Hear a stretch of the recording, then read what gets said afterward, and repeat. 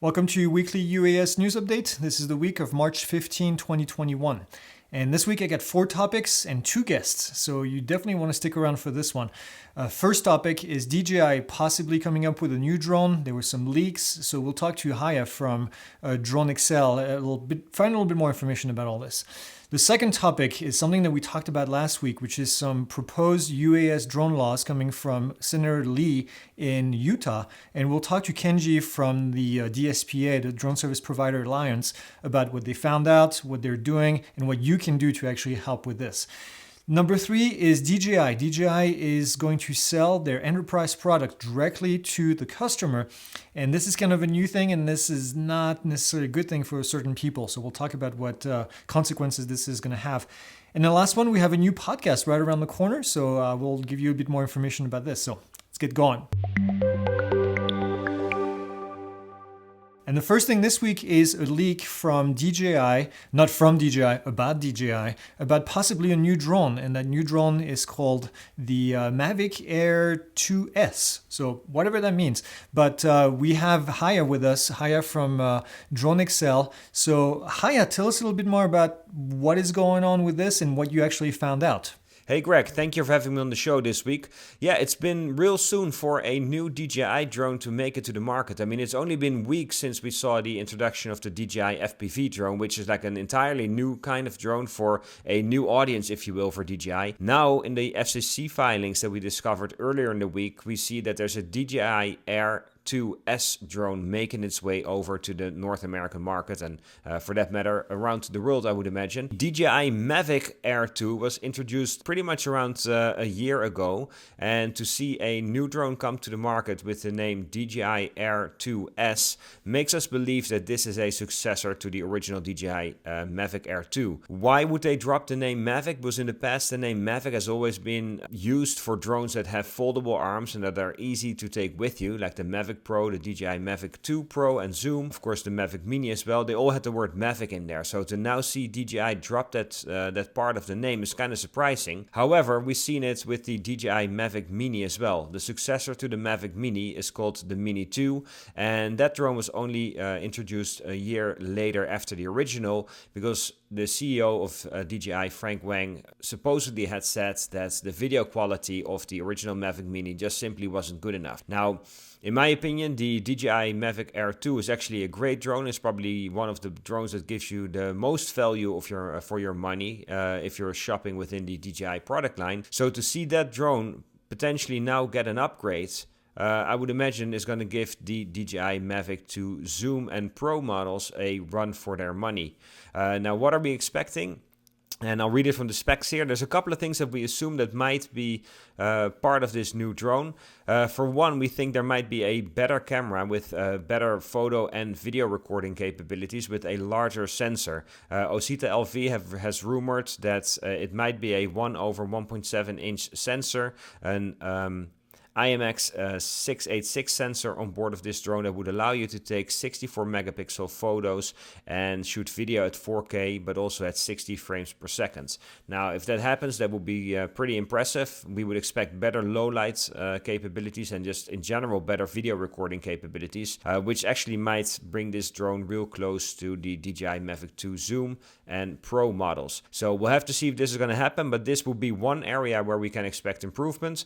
The other one would be OcuSync 3.0, which is now also simplified in its naming convention and is referred to as just O3. It's a successor to OcuSync 2.0, which already is a great video transmission system. So if we now get the third iteration of that system, which is also on board of the DJI FPV drone, by the way, then that would be a step up for sure. However, in my experience flying the DJI Mavic Air 2, I've never really had any issues in terms of video transmission signal. So it's already at a really good level. So to see an improvement there makes sense because it's available. We know it's there in the DJI FPV drone. How much additional value it will add for most people in real life flying conditions remains to be seen, of course. Now, the last part where we think DJI might make an improvement for the DJI Air 2S would be the DJI AirSense technology. That's a technology that will allow you to be warned by the controller on the display of any nearby manned aircraft. So let's say smaller airplanes, helicopters, although of course those other manned aircraft would need to have ADS-B out, installed and activated in their aircraft for you to be able to receive those warnings. However, it does work really well. I've experienced it myself a few times. It's really nice to get those warnings. You get them real early, so if you're flying somewhere and there's a manned aircraft close by, it gives you plenty of time to get out of the way and safely land your drone. Now, when the original DJI Mavic Air 2, names are getting confusing with DJI, was introduced about a year ago, only the drones for the North American market had DJI AirSense technology installed.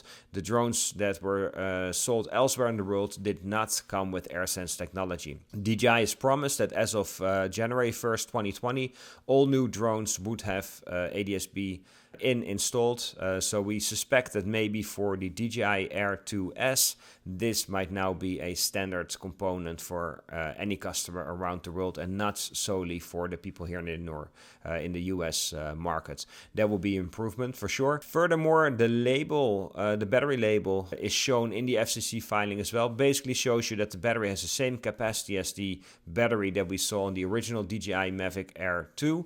So in terms of additional flight time, we're not really expecting any, maybe 1 or 2 additional minutes if they're able to just squeeze some more efficiencies out of the drone elsewhere. However, I think the flight time is going to be very similar to what we're already used to, which is already a great flight time. So no worries there. Yeah, it's interesting because the FCC filing, having been made public now, would be an indication that this drone should hit the market soon. However, on our side in the media, we haven't heard anything from DJI yet. Typically, they contact us, they have us agree to an NDA and keep all the information under wraps until the official launch date. We haven't heard anything from them yet, so I would imagine it's going to be at least another 2, maybe 3 weeks before we see this drone hit the market.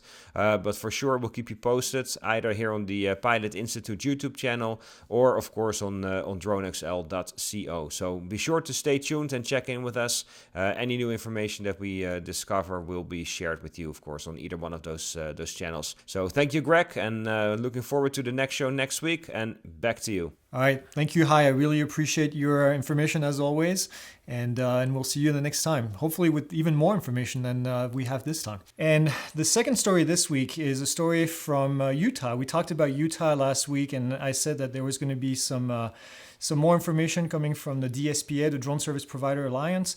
And this week we have Kenji Sugahara with us on the show.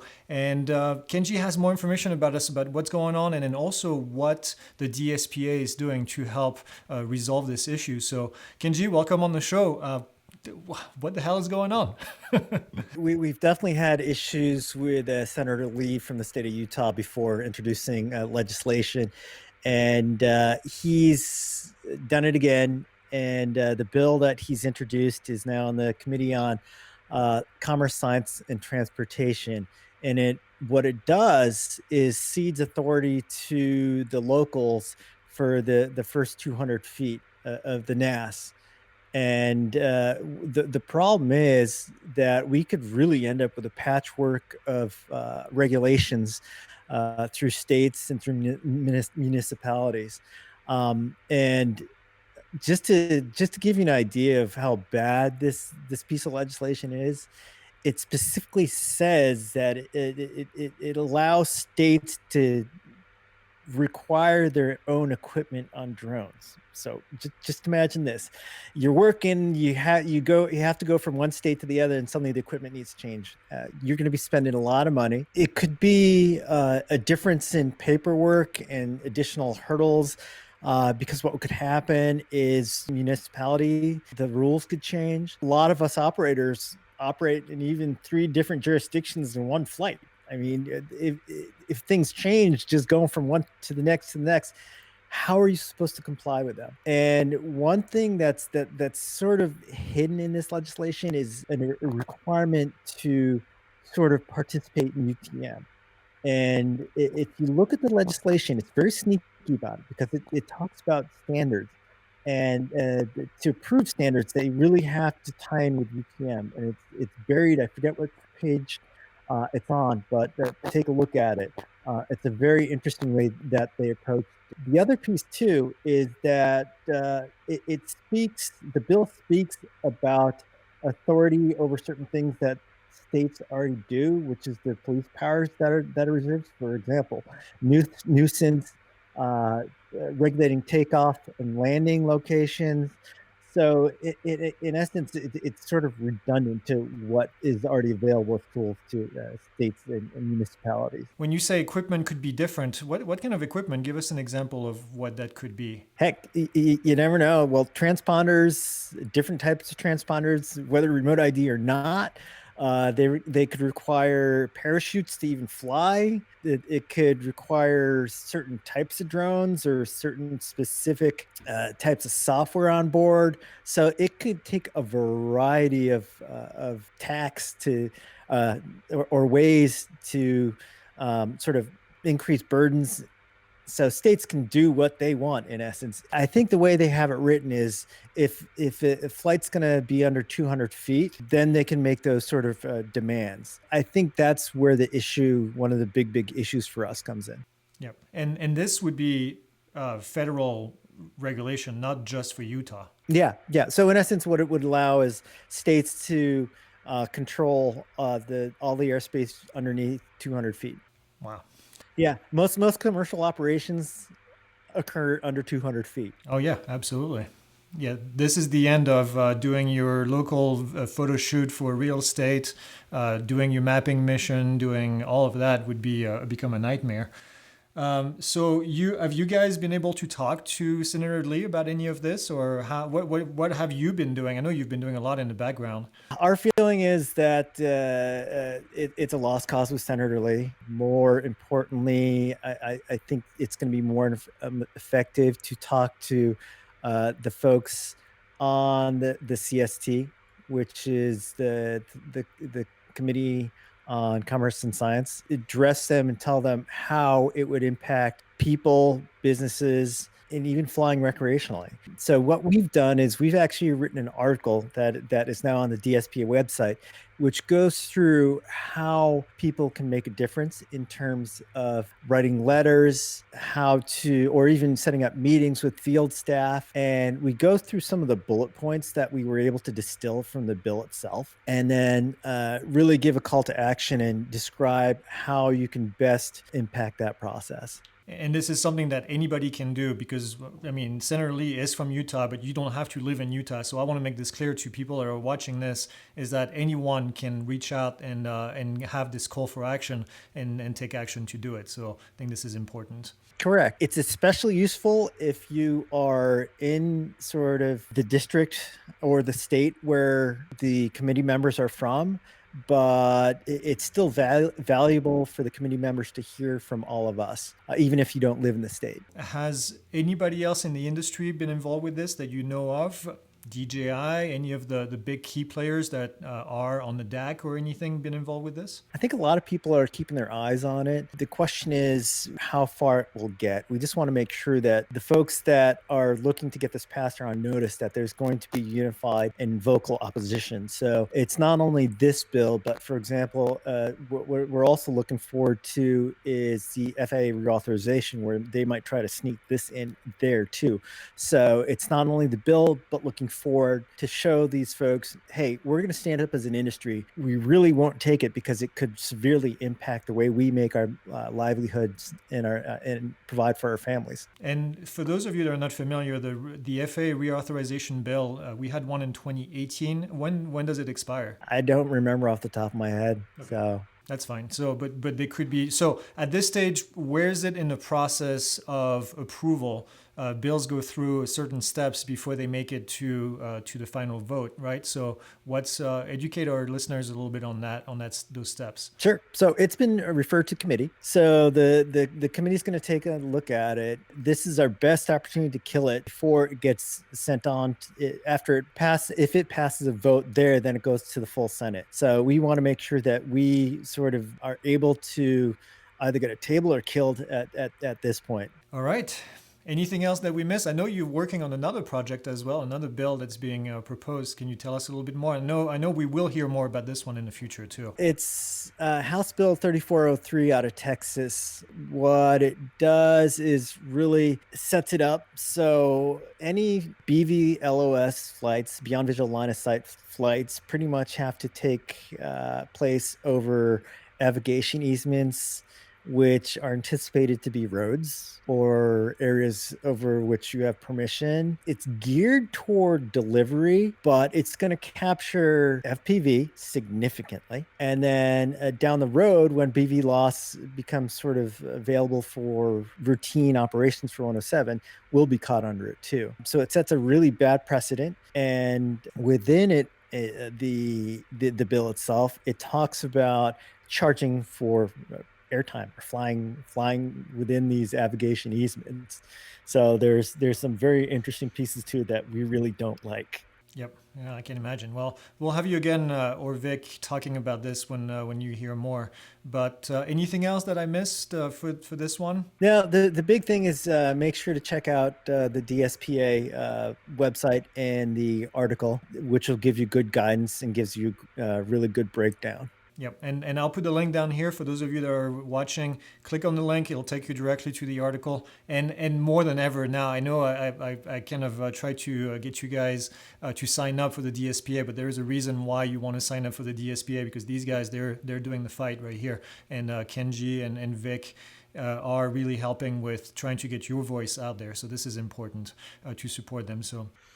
Yeah, and Greg, just as a heads up, we finally got around to getting a social media person, so we'll be pushing more information and more content out to folks so they can see what we're actually doing, because we want to make sure that people know that we're actually doing stuff for them rather than just collecting money for no reason. Yeah, and I know you are, because I talk to you and I talk to Vic on a regular basis, and I know what you guys are fighting for. So, well, Kenji, I really appreciate your time and the update, and we'll see you next week. Hopefully we'll never see you again, because it means that no one is trying to push these crazy laws. But in the meantime, thanks for all your time. Thanks, Greg. Thanks for having me on. The third story this week is DJI that is going to sell their enterprise drones directly to the customer. And this is a major change from DJI. DJI has put this network of dealers, approved DJI dealers throughout the country, that up until now have been selling their enterprise drones. Enterprise being the larger, more expensive drones that typically require training straight out of the box. Just doesn't, it does fly, but obviously the more training you get, the better you are. So they've been using the drone dealers DJI dealers in order to do this.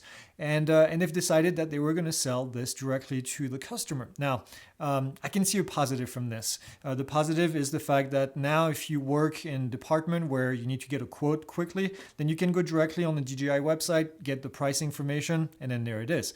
The big downside is that DJI is going around their dealers that have helped them establish this entire network and helped them sell these drones for all these years. So a lot of people are seeing this as a major low blow from DJI to their whole network.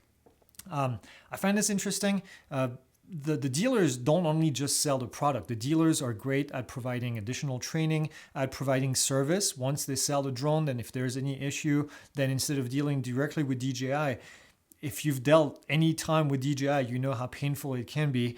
Instead, you deal directly with the dealer, which is much better. So if you are in a position where you need to buy a drone, please don't buy directly from DJI. You're going to lose a ton of services that you are going to get with the dealers themselves. The price is going to be pretty much the same. All the services that the dealers are providing you, they're providing when they give you the drone as a package deal. So everything comes right here, and you're definitely not going to get that from DJI. I can tell you that. So make sure that you remember when you buy one of these expensive drones. I'm talking about the Matrice 300, the Matrice 200. I'm talking about any kind of large Zen Muse cameras, or even the drone, the Mavic Enterprise series. Buy it from a dealer and get the service and the post purchase service as well with it. So that's my PSA for you guys out there. So I'll put a link down in here so you can see more information about this. But I thought this was a really interesting change. Okay, Last story this week is we are introducing a new podcast, and the podcast is going to be called PIXL Drone Show. And PIXL is really a mix of PI, Pilot Institute, and XL, DroneXL. We are partnering with Haye Kesterloo at DroneXL. You just saw Haye in the previous clip, and you've seen him before on this show. And we are going to do a full-blown podcast. Now, there will be 3 co-hosts for this podcast, myself, Haye, and also we're bringing Kara Murphy on board. Kara is a journalist and a writer for the tech world, and she writes about all the new technology, especially drones, and I put this team together with Haye and with Kara because you will be able to get a different perspective from 3 different people that are in the industry in 3 different places, if you want, in 3 different positions. So I think this will be a great show. We recorded the first episode. It's going to go live on Tuesday. This is going to have its own channel. So we'll be posting some briefs on this channel as well. And so you can see a preview of what to expect, but you'll see the full episode on its own channel. This is going to be available at podcast, and this is also going to be available as a video on YouTube. So if you guys are looking for something longer, I try to keep these shows, except this one is going to be a little bit longer than normal, but I try to keep these shows shorter. I try to only talk about 4 specific topics and not give you a lot of my personal opinion. I want this to be as neutral as possible because, well, I believe that we should still have, and I'm not a journalist by any means, but this is your ability to get news that is not filled in with any personal opinion. Sometimes I do, but most of the time I try to keep it as neutral as I can. The podcast will be a little bit different, where I'm going to put in a little bit more of my personal perspective and my personal opinion, and same for Haye and same for Kara. So you'll get something a little bit longer, 30 minutes to an hour episode. If you're driving and you want to listen to something that doesn't have much of a visual, but has a lot of just good information about what's going on in the industry, then this is going to be the podcast for you. So I'm excited about this. We had a really good first episode, so I look forward to getting your feedback and hearing what you guys want to hear on those podcasts. Any specific topics or anything, just make sure that you let us know. So that's all I have for you this week. If you guys want to head over to the airplane news update, I talk about several things in there. I talk about the new travel outlook. We beat some records for passenger enplanement over last week, which was a good news. We're going in the right direction. I'm going to talk about the PHAK, the Handbook of Aeronautical Knowledge, is getting an update. I didn't talk about it in this channel because I figured if you guys want to hear about this, you can go to the other channel. And then I've got a few briefs about aircraft. So if you're interested in aircraft stuff, head over to our airplane channel and watch the news update over there. That's all I have for you this week. As always, like, subscribe, do all the stuff that you do, and fly safe. And don't create new regulation, okay? No. Go talk to your politicians and make sure that they put some pressure on Mr. Lee. All right, that's all I have. Fly safe.